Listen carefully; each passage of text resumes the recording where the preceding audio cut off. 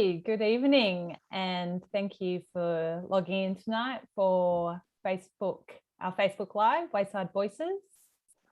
We just realised our 8th session, and it's with pleasure that I join tonight. My name is Laura Henry, and I'm Head of Marketing and Fundraising at Wayside Chapel, and I'm joined obviously by John and Graham tonight. And I'm joining so I can shine a light on the lives of John and Graham. And before we get started, let me first acknowledge the traditional owners of the land that we're gathering on in the various locations that we're coming to you live from. So I wanted to acknowledge the Guringai people, the Gadigal people, the Bidjigal people, and the Birrabirragal people. Pay respect to elders past and present, and extend that respect to any Aboriginal brothers and sisters that are gathered with us today and joining us tonight. So the theme for tonight is on Graham and John, really. Their stories from their life, what has brought them to Wayside, what they've learnt about Wayside. And because they're two very humble gentlemen, I've come on board so I can ask some of those questions tonight and draw out some of those stories. Before we kind of get into the questions, and please feel free to post them in the chat so that we can make sure we ask any of those questions. We just thought I'd take the opportunity to kind of recap on both Graham and John and on the lives that have brought them to this point. I just asked them about when they had both started in the community services sector. And we figured out that between them, they've spent 77 years working at the pointy end of community, which I think is an incredible achievement. Don't think it's any surprise that Graham has clocked up a few more extra years than John. As the elder gentleman, I will start with Graham, who started out as a very fresh-faced 18-year-old back in the day, and has spent the last 52 years started at a boys reformatory, has worked in, studied social work, child protection, went into ministry studying a Bachelor of Theology, Master of Theology, has been a prison chaplain, run a welfare agency, had a bit of a stint as a postie, which I'm sure he's going to tell us about tonight, before coming along to Wayside back in 2004, where he was pastor and CEO right up to 2018, obviously having an incredible impact on Wayside during that time, when he passed the baton over to John, but didn't just bugger off. Lucky for us, stayed on as our official grandpa and has continued to be part of our community and to minister in Bondi as well. And we're really lucky, I think. We're at an unusual time in Wayside where we have a crossover of Graham and John. So it's a privilege tonight to be able to share some of the stories of both of them. So then we go over to John, who was a fresh-faced 20-year-old, looking very fresh tonight. I think we might all acknowledge with the new haircut. One of many interesting lockdown haircuts. He was 20 when he started doing his first stint in a migrant resource centre before going on to study social work, and then work with an incredible organisation called Urban Neighbours of Hope, for where he lived and worked with his wife Lisa in community, opening up their homes to some of the most disadvantaged and vulnerable people in communities in Melbourne and Sydney. And doing a stint in the slums of Bangkok as well, before coming along to Wayside in 2016, where John was head of people and culture for a couple of years before stepping into the role of now CEO and pastor in 2018. So welcome. Thank you for joining us. And we will get into the questions. So the first I think I'll start with you, John. Is what originally drew you to a life of service? Yeah, good evening, everyone, and thanks, Laura, for that introduction. Graham and I are both thoroughly embarrassed by it, but it's good to be tonight. Remember, to everyone at home, feel free to send any question you want Graham's way tonight and send them in. You can ask him anything. I've been reassured. Also, look, I always grew up in a household where service and commitment to family was a core value. And so, ever since I can remember, my grandmother lived in our household. She was sent from overseas to come and live with us, under the guise of supporting mum, but it was her having a nice, safe place to live. And then, period over the next decade and a bit, always my childhood home was full of uncles who were being sent over from Malaysia, who was sent to mum to straighten them out. And dad was always very involved, not only with starting a small business that he ran for 35 years, but involved in his role at a church where service was in a part of our life. So I grew up around all of that, seeing family and community and service all being intertwined together. But I got to confess, it was never a goal of mine to serve or to make a difference. In fact, I didn't want to make a difference at all. I wanted just to be the same as everyone else growing up. And so it was really through getting to the end of a 5-year degree at Melbourne University, where I was really doing the degree to fulfill the desires and wishes of my parents. And instead of actually looking at what I wanted to do, and I got to within the final year, and I really had a moment where I said, what do I want to do with my life? I'm living someone else's life, not my own. And so I just kind of threw it out to the universe. I said a prayer saying, look, if there's more out there, show it to me. And, through a series of conversations, little doors and windows began to open through meeting people. And I heard about this mob that were doing some pretty wild stuff and opening their homes up and living in some neighbourhoods that most people would prefer to move out of. And I went and spent 2 weeks with them, lived with some Burmese refugees who were political activists. And my world was kind of turned upside down. And I just got this irresistible taste of what life could be like. And I got to the end of that 2-week course and I had this vivid dream. And, I've never been spoken to in dreams, but and usually the dreams are after too much chocolate and at night. So they're pretty nonsensical. But this one was so clear. I was sitting there and we'd come to the end of our lives and there was a big party going on in a room, and the party was full of the people who I'd just spent the last 2 weeks with, the guys from Burma, some East Timorese asylum seekers who were in the room, some guys who were working in helping in the prisons, as well as guys who were living in rehabs and everyone, and a whole bunch of the kids in the neighborhood. And we're in this big room and they were all partying, but I wasn't in the room. I was kind of just standing at the doorway. And they were all dressed up, really relaxed and casual, having a ball. And I was standing in the doorway in a suit, like what an engineer would wear. And then I kind of had this blinding kind of moment and this insight that said, there's a way to live your life to win, but to still lose. There's a way to live a life and still miss the point of what living's all about. And I realized in that moment that a life of service was going to be something that I would sell everything out to pursue. That's beautiful. How did your parents take that news? They hated it.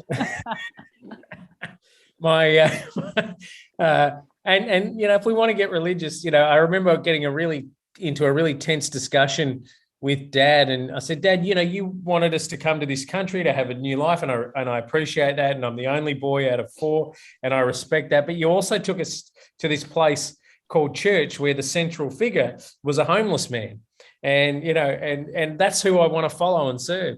And so that was the only time I got 1 point up in an argument. The rest of the time he'd been. Brilliant. And so, Graham, you were 18 when you started working in a boys' reformatory.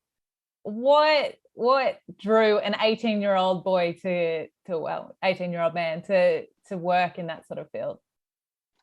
I was brought up in a pretty extraordinary family as well. My father was a minister, and we were in country Victoria. That's where my earliest memories start. But from then and right through my childhood, there was no social workers in those towns. If there was domestic violence, The police would deliver a whole family. Here's a woman and 5 kids, and just deliver them to the minister's house, and we'd put them on the floor. You wouldn't know they were there until you'd go for breakfast and step over strange bodies on the way to the kitchen. But my mum and dad always, we had 5 kids, but mum and dad collected kids like people collect pets, and I can never remember there being only 5 of us. There was always extras, and at our dinner table, it was almost never us. My mother had strange people all the time who just didn't fit anywhere else. And it's funny, I talk to my brothers these days, and they're kind of actually a bit resentful that of all this imposition on our family life. But I never did. And I remember asking Mum about it, and Mum would say, well, these people have enough, they deserve to be loved just like anybody else. And if they've got no place at any other table, then they've got a place at our table. And it's while my brothers were and still are to this day resentful, I always knew I had my mother's heart. I just knew it. So I felt like I was already on a path long before I was 18. And at 18, I had a very boring job in the public service, but I was volunteer teaching guitar at this boys' reformatory, and I managed to get a job there. Now, if I told you what that place was, you would think I was talking about 1790s, not 1970s. I think I'm talking about 1970 is when I took that job, probably. They were places of punishment. Boys' activities would march. You could march around this way or march around that way, but that was your choice. There were 90 kids and 1 officer, and I had led a fairly sheltered life till then, and this was the rudest shock possible. There was a rule that you could only be employed in this place if you were ex-military, and nearly all the staff were ex-British military. And I had hair that went down my back. I could sit on it. So they hated me. I symbolized everything that was wrong in the world. And I stepped into this weird environment, and how I survived it, I'll never know. But it was from there that I went into study social work, and then that's how the rest of the story went. And thinking about that first kind of week, that first kind of month working there, like what do you think? What did you learn? I think it's fair to say I was in a state of shock. I didn't really know what to expect. I saw that all the staff, who were people who I think had good hearts mostly. There were a couple of sadists there, but I think mostly people from a good heart thought that what these kids need is discipline. And so that's what they got. You stand to attention and you march from here to there, you marched to the showers and you went through in an orderly way, and you went to bed and you were quiet. And if you spoke after bedtime, then you were punished. You had to do stand out or hold a chair out and so on. And I couldn't understand why we were punishing these kids. They were babies. So, they were as young as 8. And at night time, they would cry for their mothers. So, I broke all the rules, and I would sit next to little kids who would cry their hearts out for their mother, and I'd sit by the bed and hold their hand, and surprised I wasn't thrown out. But it's hard for me to describe what it was. See, we had solitary confinement as punishment. And an 8-year-old, I saw 8-year-olds put into a room that had a slot window, no bed, just a mattress, no table, no chair, no TV, no magazines. And that little 8-year-old could be put into solitary confinement for 8 days. Think about that. lock yourself in your bathroom for 4 or 5 days. See how you go. That was the system, and it was done in an atmosphere of what these kids need is discipline. And I just broke my heart. I broke my heart beyond description. And I think I saw in a way that I'd never seen before, that you could really love a kid back to life. You know, I saw in that year, whatever it was, we had the police deliver a kid into the place who could not walk and he couldn't speak, and he would just sit in a hallway, and he would piss himself and shit himself, and you couldn't talk to him. And within a period of maybe 4 or 5 months of loving that kid, he could walk and he could run and he could talk and he could crack jokes. Just loving him back to life because he was a beautiful kid. Yeah. You would say we still do that to this day with people at Wayside? It's all there is, I think. Mm. You know, it's look, like it or not, I just got an overdose of my mother's heart, and Mum just loved whoever, you know, the strange people. And is quite, in my childhood, it was quite normal for schizophrenic people to be talking complete gibberish at the table while the rest of my family were trying to have a coherent conversation. But Mum loved them. You know, Mum really loved these people. And, you know, I wouldn't say there was evidence of whopping turnarounds, but I think those people would die for my mother probably because she was all they had. And I knew that I'd inherited her heart. Thankfully. And John, thinking about your first job, tell us what your first job was in the social sector, and what you kind of learned from it, or what shocked you about it. Yeah, look, I kind of came into this whole sector from a kind of ideological head-based kind of, I am going to make a difference, I'm going to change people. And it was just through every single person I met that I found myself slowly being changed. I was a green stick. I had no idea. It was my first student placement was in a migrant resource centre in Dandenong, and we just welcomed a whole group of refugees in at the time in the 90s from South Sudan, the first few that were coming through. And I remember sitting in the room with a small family of 14, and they all had the birthday the 1st of January. And yeah. And I knew so little. I said, "What are the odds? What are the odds?" And they just patiently all nodded their heads and realised that they were dealing with someone who had absolutely no idea, but they were full of grace and patience for me. And then the next shift, I was walking in, and this was around the time of Tampa, and these 2 timid little boys walked in, both Hazara refugees. I didn't recognise what country people were from necessarily back in those days, and they were filling out the paperwork, and I said, "Oh, look, you know, how you know, what is it that we can be of assistance of today?" And these 2 timid boys said, "Oh, look, I just need a pair of pants," and the other guy said, I just need a couple of shirts so I can go and put them on and apply for a few jobs. And as we were writing out the stories and the paperwork, we realised that these were 2 little boys who were on the Tampa, 18-year-old, 19-year-old kids who, you know, if you believe the news and the political kind of rhetoric at the time, these were the villains that were going to take over our country and destroy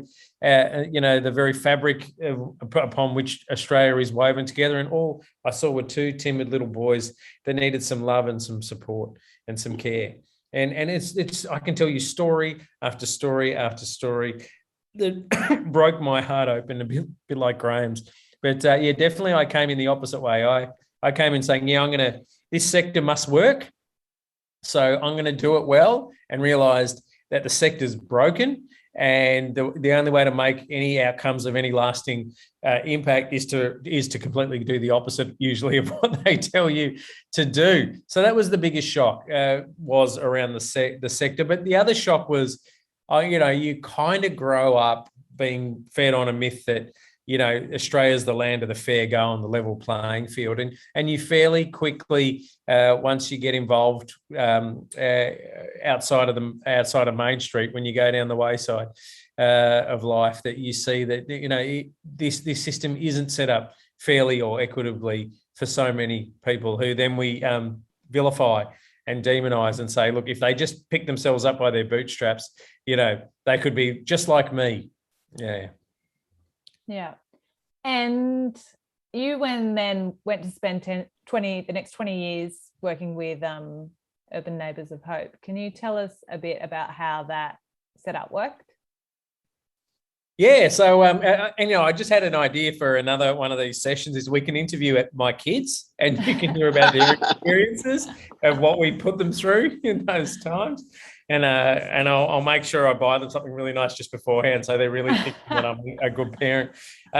It was pretty wild times. There was a bunch of friends, and we all said, look, let's go into some communities. Let's move in, and let's make a whole lot of commitments to each other and to this neighbourhood, and to be able to give our best focus and attention to loving the people who we meet on the streets here. And so right in Springvale at the time, and it was a wild adventure. We were right near the train station, near an alleyway and a pinball arcade. So that was the main thoroughfare for heroin use. So there was a lot of scoring, and there were dump needles all through our streets. And so it was the sort of place you'd be a bit wary of moving into. But we just flew into the place, and we've made friendships that continue to this day. One of the kids is my godson. He's now a grown man with a son of his own, and we're still friends to this day. And we remember, when we first moved into that community, no one spoke to each other. And there was a lot of mistrust and a lot of fear. There was 14 flats in the little block we were in, and there were about 16 nationalities in those 14 flats. And it was just slowly through just hanging out in the courtyard and a couple of kids playing together that we began to slowly come out of our doors. And instead of this fear and mistrust, all of a sudden the courtyard became a place where we'd share gifts, and that was usually through food. And then song, and then celebrations and birthdays. And all of a sudden, this street that was full of mistrust and fear was a community. And then all of a sudden, this community said, hey, it's not okay that there are needles dumped in our streets. Let's pick them up for a start. Let's start trying to clean up our streets, and let's care for each other through this time. And then there was one of the guys in the flats was an alcoholic. And really, like, I've never seen an alcoholic quite like the level of alcohol. And, when he fell and broke his leg really badly, we said, let's make a roster. And somehow I ended up on the roster to give him his baths. But, it was just lovely that we were able to just care for each other. And no one was alone. From 5 years before of everyone mistrusting and being fearful, to a place where there was one guy, a big Greek guy, George, used to walk in as he came home from his shift making pallets every day, he'd say as he entered the top of the street, hi, honey, I'm home. And, and everyone would go, hey, it was kind of the most irresistible lifestyle. And, our kids just grew up in being surrounded, pretty hairy times at times, but we never felt unsafe because everyone had each other's back. Yeah, wonderful. Your two lives are going to cross soon, but first we'll go to Graham. So it was 2004 when you were called to Wayside. What were you doing? I was a postie. I wasn't a very good postie, but I was a postie. The upside is I'd learned to ride a motorbike downstairs. I felt pretty happy with that. And I could do a figure eight in the width of a driveway, and I thought that was a pretty good accomplishment as well. But I was a bit of a rebellious postie, and I don't know how old I was. I must have been nearly 50 or 50 thereabouts, and I was being supervised by. You had just come off the back of a lot of years working in. Yeah, you hadn't been a postie for the last 30 years. No. I was only a postie, I think, for about 8 months. So it was just, I'd kind of lost my moral compass when I was in that. I was a minister of Pendle Hill Church of Christ. I was running the welfare agency, which is a separate role. I was also the general secretary of the denomination for a year, and basically, I had so filled my life because I thought I was so good that the only place you could make additional appointments in my diary was like very, very early morning, and I was living in a delusion, and it came crashing down, and that's where I became a postie. It was not fun, but it was probably the most healing time, because all of those days riding a motorbike, I had time. I mean, if once you get a letter and stick into a letterbox, you pretty much mastered the job. You just do that for the rest of the day. And all my work had always been heavy with people. You'd go home and wonder if some kid was going to live through the night. So to have 8 months of just putting letters in letterboxes was good. It was good for me because I had all this time to say, I brought this on myself, and be clear about how I did that, and that it was nobody else's fault. But it was good for my marriage as well. Robin and I had hours and hours together that we never had in our whole married life. And we went and got counselling, which was pretty good as well. So we did lots of work. And I said to Robin one day, look, this postie gig has been good for me, but it's going to kill me. The boredom's going to kill me. And literally, Robin was fantastic. She said, resign, something will come along. Well, I resigned, and the very next day I had a phone call from Wayside Chapel. So that was it. There's not very often in your life something happens and you just know it's right. And I just knew it was right. I could think of, there's lots of reasons why this probably wasn't going to happen, and even probably shouldn't have happened. But I knew it was right. I just knew I was the right guy for this job. Who rang you? It was Bob Ellicott was the first phone call, and we met together, and then I met with a delegation of the then board, a subcommittee of the then board, and I said to them, I'm going to give you 5 reasons why you shouldn't give me a go, and I was brutally honest with that. And then I said, but I think I'm the right bloke for the job. And one of that delegation was Peter Bowen, the ex-Federal Minister for Health. And once he heard it all, he just listened, and eventually he said, you're perfect for Wayside. You're perfect. This is about people who muck their life up and then come back to life. You'll be the perfect bloke. So I got the gig. And what was your first month like? Can you remember?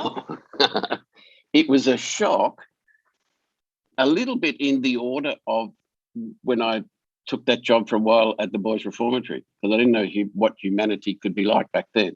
But when I came to Wayside, I'd never been there. I'd never met Ted Noffs, but it had a reputation, and I thought the reputation was a very good fit for me, because it's where kind of social work and ministry came together. And I thought, this is me. This is 2 halves of my life coming together. Anyway, a couple of key people, Bob Ellicott in particular, lobbied the Uniting Church and pushed against their will in order for me to get this gig.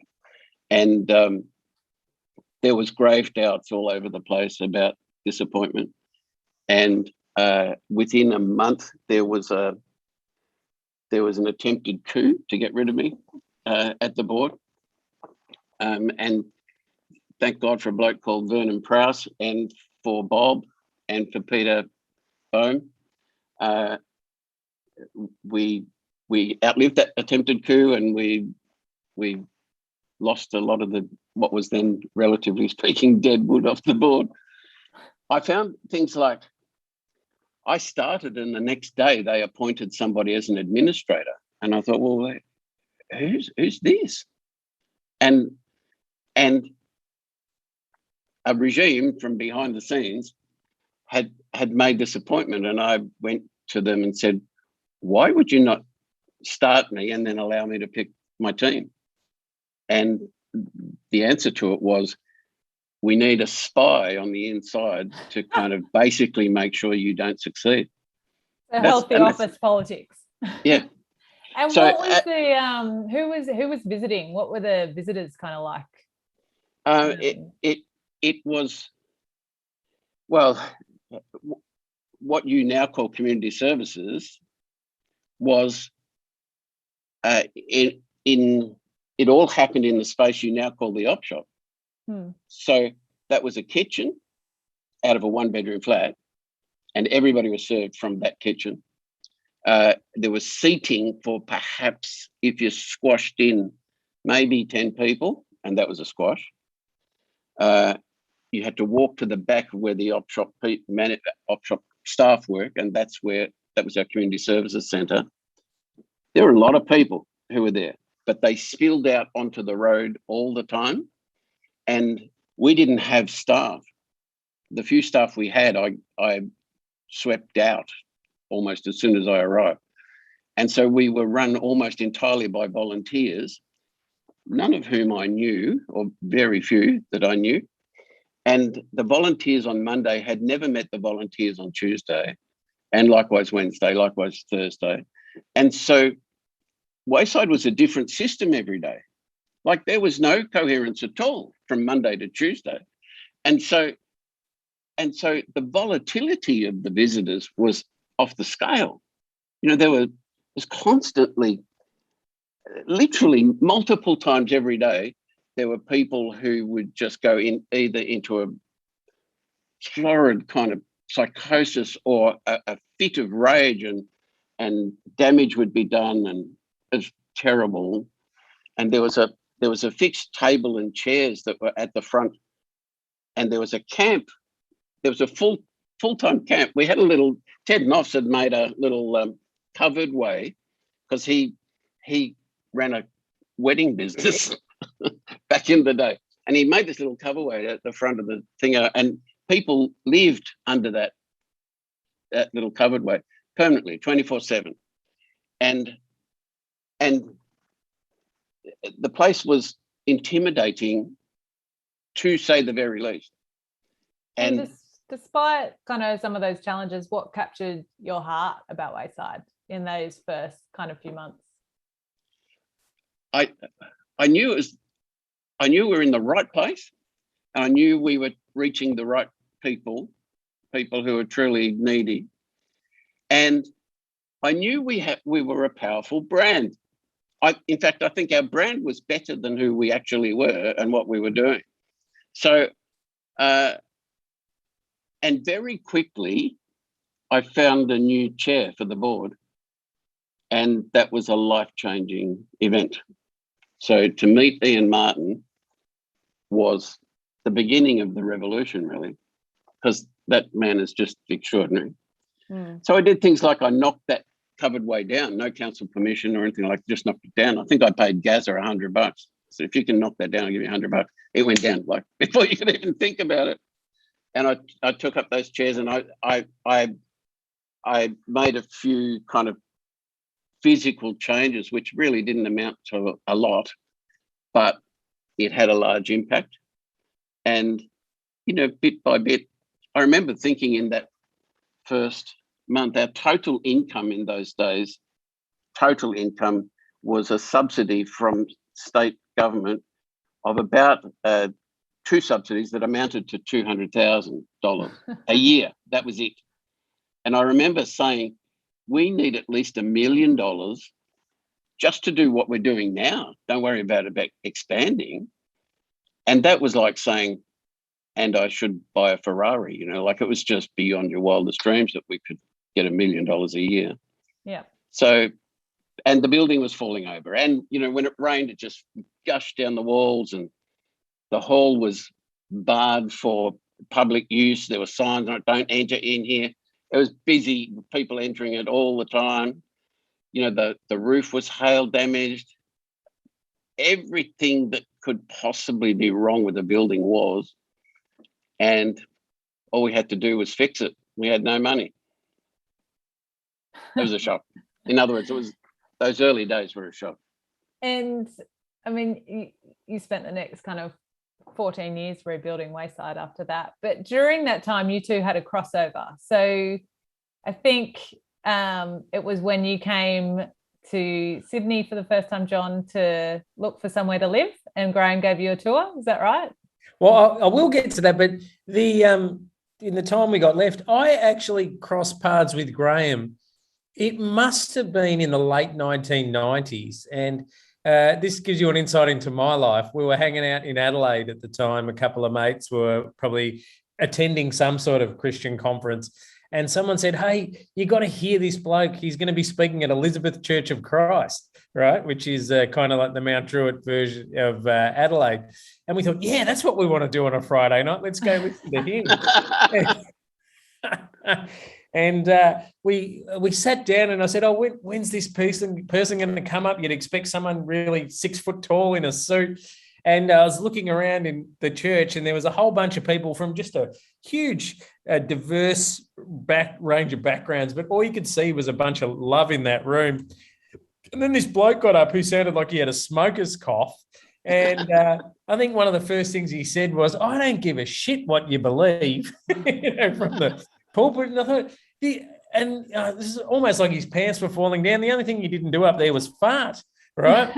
and I just thought, hey, now there's someone who does it all wrong, and yet there's something so right about this man. And then, so when, a few years later, Lisa and I were thinking about the organisation was saying, "Hey, let's start something up in Sydney." And so two people put their hand up, and then so we went, phew, we've dodged a bullet there. And then they went to Sydney and they said, "No way, no chance. We've seen some of those neighbourhoods. We're staying down in Melbourne." Lisa and I looked. It was a bit like the guy that won the gold medal for it by not falling over. And so we said, "Okay, let's go to let's go and do what we call a reverse real estate tour." And we said, "Who'll know where not to live?" And said, let's meet Graham again. And, that's where Graham took us on a bit of a tour. I said, "Show us all the places no one wants to live." And he said, "I know exactly the spots." And he took me through every neighbourhood we went through. He'd tell me a story about a person. We went past a pub, and he said, "Oh, I did a wedding between two opposing bikie gangs at this pub." And every place we went to, he would tell me another story. It's another story. And I went, there's a man who doesn't spend time wasting it trying to advance himself in life. But there's a man whose life is so rich with the stories of the lives that he's impacted. So I thought, if this guy is going the wrong way, I want someone to lead me down the wrong path as well. It's been, I've tracked him away. Believe it or not, and this is more an insight into my world, is when you are growing up in my kind of milieu, the Wayside Chapel is, what I was doing in Urban Neighbours of Hope, it's being like in a garage band. Wayside Chapel's like U2. And take that for whatever you think it means. And so when this guy calls me up a couple of years later and says, "Hey, big fella, I can't go on doing this forever, and I'd really like you to come and join me." It was, I was for one rare moment in my life absolutely speechless, and then began to tell him all the reasons why I was the least suitable candidate for that role. And I'll tell you a funny story. I don't know, when you first started, one of your daughters came to me and said, "So what was it about Dad that you think he's up to this role?" And I said, "Well, I've heard him speak years ago, and he was funny and deep and challenging." And she said, "Yeah, he's only got one sermon." I do. And John, what do you remember from your first day, week, month at Wayside? Oh, it was the delightful chaos of everything that was going on in the place. And you walked in, and I didn't walk into what Graham walked into. There were no condemn signs or anything like that. There was just a bunch of activity going on. And, I read up on, there are staff and there are volunteers and there are visitors, and there's a whole bunch of groups using the building. The place was abuzz with life and activity. And it wasn't a crisis kind of centre, it was a community centre. And I remember walking in going, I can't tell who's who in this zoo. And that's a beautiful thing. And so it was something that really just you walk into the place and you know something different's happening there. Like you can walk into any old church doing a soup kitchen and it feels pretty, they may as well paint the walls grey. That's the kind of atmosphere that everything's going on in there. You can go into a Centrelink office or a government agency and, apart from one or two coloured posters, they may as well paint the walls grey as well. But, this place is, full of living colour in every sense of that phrase. The walls are painted different colours. There's the most colourful characters in the world. One of the first weeks I sit down and there's Jürgen, the old German guy who's still with us, sitting next to Thomas Keneally. And, and they're both having a big intellectual discussion while George, who just recently passed away, is sitting there yelling at me, telling some weird joke, and Stephen Riley is screaming some really rude joke at me. I thought, this is where it's at. This is where life is happening. And who'd want to be anywhere else with one sermon? And Graham, back to you for a little bit. You've spent years and years at Wayside, but is there any kind of any characters like visitors that stick out in your mind, or are there any moments that really come to mind? Of course, there are many, and that's what stays with me. Actually, not the things that you would normally think of as achievements, the things for which you get a round of applause. It's actually the people who have changed me, and at every step along the way, even going back to that boys' reformatory, there are young men who I only have to think about them and I come undone because what we shared was so precious. In fact, I had moved houses several times and I was now working child protection in Berry in the Riverland, and an army truck arrived, like an army truck.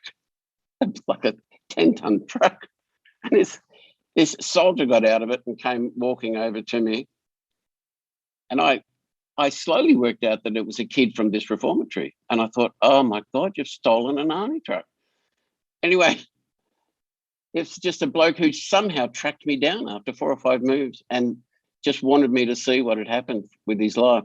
So at any point, look, people like Michael Crowe is my brother. Every year I take a week off and go and see him because in every way he's my brother. He's not a client or anything else. He's my brother. And there are lots of people like that. Gia is a daughter. But the story I've told lots of times, and it really does help capture the kind of thing is after James died, my son, after he died, I was, you all grieve according to your own way, and I needed to be actually back at Wayside. People were offering me holiday houses, and I didn't take them. Anyway, I just want to be back at Wayside. I want to have a routine. I wanted to be busy, and we were going through trying to raise money at the time to rebuild Wayside, and I was, for the first time in my life, getting in front of big hitters in this city and trying to hit them for money. It was so against my nature. But thank God I had Ian by my side most of the time. But anyway, meeting these big hitters, and, I'd never met rich people before Wayside. To me, if you had a company car, you were unspeakably wealthy. Anyway, I was running late for one of these meetings, and I'd found that I was doing everything that was required of me, but I wasn't really present. I was really just on autopilot. I was doing what was required, but I wasn't here. Anyway, I was running late for an appointment, so I ran down the stairs as fast as I could. I wanted to get into a cab, and as I ran to the front door, there was this fellow called Gaza, and this was the first meeting I had with Gaza. I didn't know who he was. He was as far as shabbiness goes, he made the average homeless person look like a very neat kind of unit. He had a skin disease where he literally left a cloud behind him when he walked through the air, like there was something seriously wrong. He would scratch his knees and show me a golf ball sized lump of skin. So he was shabby, and this was always scaling off him. And anyway, he was blocking my exit to the door. And I really wanted to get past him. I didn't want a conversation. I just wanted to go. And I veered, and he veered to block me, and I veered the other way, and he veered to block me again. And then I'm thinking, well, everything around Wayside is sold with a couple of dollars, and I'm riffling through my pockets looking for a couple of dollars so I could give it to him and get past him. But he didn't want that either. So we ended up standing face to face, and he had the goofiest look on his face. And then he threw his arms around me and he kissed me on the side of the face. And he said, "That's from your son." Well, that's what snapped me out of autopilot and brought me back to earth, because I suddenly realised, and I did suddenly realise, that love was everywhere to be found and everywhere in need of me. And that changed me. And I became great friends with Gazza till he died. That's a beautiful story. Thanks, Graham. And John, what about you? You've been in the Wayside community for 5 years now. Is there a visitor or a moment that springs to mind for you? Yeah, there's so many, but there was one character there, Jimbo. And Jimbo, from the moment I walked into the place, he wore this poncho and this kind of hat, Kangol type of hat. And he was always there. And he was a man of very few words. And it was his job to sweep out the front every morning. And I remember one morning I walked in and Jimbo was there waiting for the doors to open so we could grab the broom and just to help out and to sweep up. And I hadn't got to the door yet to open it with my key when another guy, John David Upson, just began kind of wailing in on me, telling me how corrupt the place was and how it was all falling apart and how we wanted to see the management accounts. And, he had some real big questions and and wasn't an uncommon thing. And then another person kind of chimed in straight away. And you're not doing you're doing probably a pretty good job when you're being accused of corrupting the place. So, but then someone just kind of launched in with a pretty racist tirade against me, and the day didn't get better from there. And I remember just kind of walking out. It was one of the few days where I've kind of walked out with my shoulders slumped. And Jimbo was still out there at about 5:30 that night. And we'd probably started at 8:30. And I don't know if he'd left at all at the time. And he kind of just sidled up to me. And he was quite he was a giant of a man. And he kind of just looked into me and he put his hand on my shoulder and he said, "You'll keep coming back, won't you?" That the lesson of life, the life lesson is you always just keep coming back. And it was just a beautiful, beautiful kind of reminder of the resilience of not only Jimbo, but also the kindness that he was showing in that moment. And I realized, you can run the best services in the world and have the right supports and structures set up for people. But if you don't do it with love and attentiveness, you're wasting your time. And so Jimbo was my sage and my guru that day. And I missed Jimbo. Yeah. One final question. What has Wayside taught you both?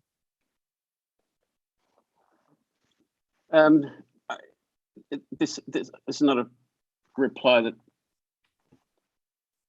is what you expect, I suppose. But I think one of the lessons, and there's lots of them, one of the lessons is that it's right to kind of walk with a degree of sadness. That's not a bad thing, and that's not against life. But the ability to look into the face and see beauty that the owner of the face can't see. And to know that sometimes life is a shit and it goes wrong for good people and it's just shitty.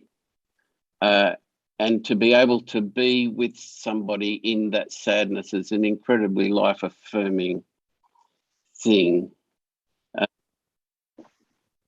so there's a kind of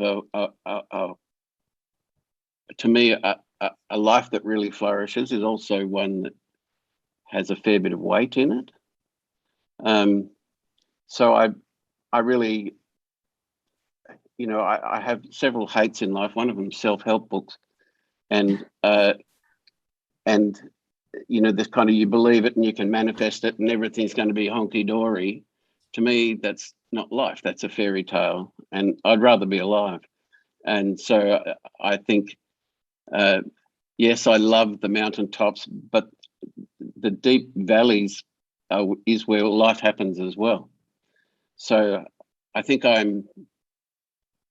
Wayside affirms for me and has taught me that life is a dynamic, breathe in, breathe out, live up, live down. Roller coaster. Yeah, well, yeah, and that you don't need the answers. You just need to be present with people. I think the older I get, the more I'm sure I don't know. But Brilliant. I can be with people. That's about all there is. Perfect. And John, what has it taught you? Oh, look, I've learned so much from Wayside. I've learned so much from Graham Long too, and I'm a big sports tragic and a bit of a bogan, and it's so often you see someone have a champion career and it's in their last 5 minutes that there's a cheating scandal or a doping scandal, and you're only as good as your last 5 minutes. And Graham has taught me how to spend those last 5 minutes well. And, he's built this thing from almost closing to what it is today. And he's watched me kind of fumble my way in, and yet at no point has he ever pulled me aside. No one's craned their necks to look back at Graham and say, what's happening here? It's just the grace and the patience of the man. And what he's also taught me is it's okay not to have all the right answers. It's okay to have no answers for someone. That the deepest present you can give someone is your presence. And that the greatest contribution sometimes you can make to a life that's falling apart is the gift of your grief and sadness into that space. And just to look at someone in the eyes, to see their beauty, to extend a look and a hand and a gesture of love to them, saying, I wish you could see what I see. And so, there's still plenty to learn from this guru, this wise man. But wow, I'm so grateful to have had a mentor like Graham. Thank you. I'm so grateful that you have allowed me to join tonight. So thank you. And thank you for letting me pester you with a bunch of questions. Thank you to our lovely audience for joining tonight and letting us go a little bit over. I'm sure, like me, you could listen to Graham and John for hours and hours. So a little update on Wayside Voices. We're going to have a little break, a 2-week break. Next week, John's on holidays. The week after that is Long Walk Home. So we'll be deep in Long Walk Home land, which leads me to also highly encourage. I just signed up a team yesterday, Laura Lollylegs, if anyone wants to join my team in the Long Walk Home, please join us. It's such an excellent way to support Wayside and do your bit. And I always find that people just love to support.